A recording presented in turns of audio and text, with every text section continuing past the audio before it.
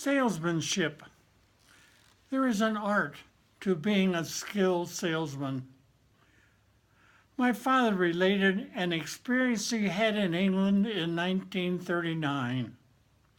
He was in London and wished to purchase a Dunhill pipe.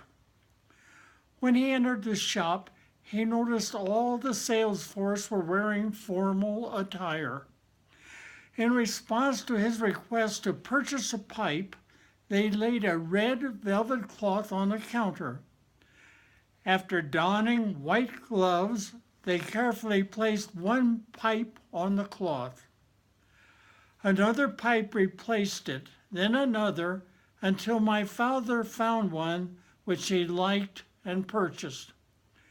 During this entire time, he was not allowed to touch a single pipe. When I was in high school in the 1930s in Crawfordsville, Indiana, I was hired by Nick and Oak to be a salesman at Stack's, their men's clothing store, during the Christmas holiday season. The layout of the store consisted of counters on each side for the front portion of the store. On the left was located the men's hats, which in those days were a big selling item. On the right were shirts, ties, scarves, handkerchiefs, underwear, stockings, and accessories. The shirts were in a cabinet on the wall behind the counter. Further back in the store were suits and shoes.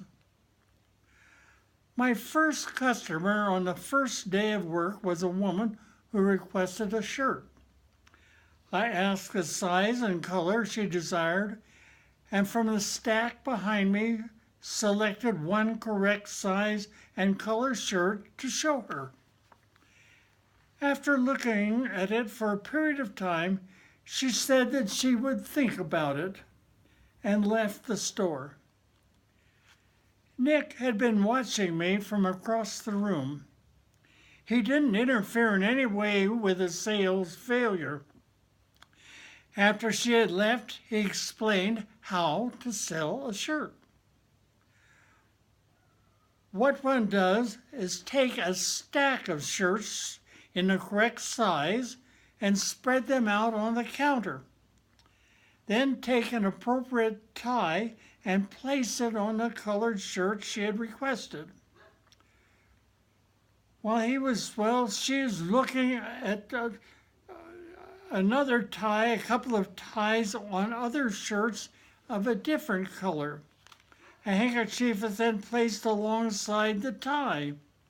By so doing, the customer has a choice and might decide that another color is better than the one she initially wanted. Using Nick's selling technique, I became quite a good salesman.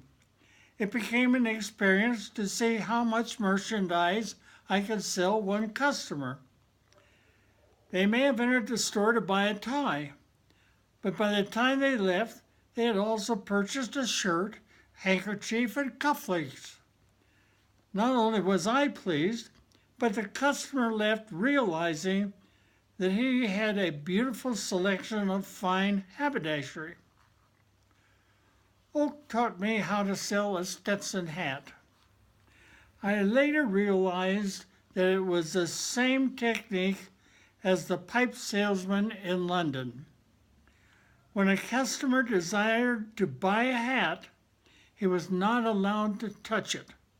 It was too good for anyone but the salesman to handle.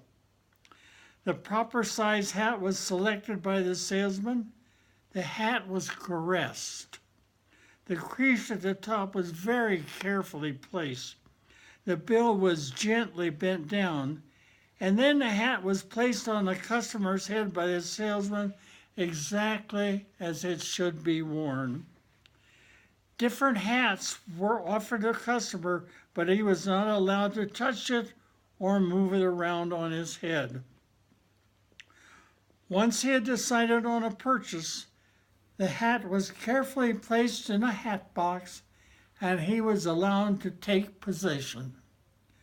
He left the store realizing that he had purchased the finest and forever wore it with pride.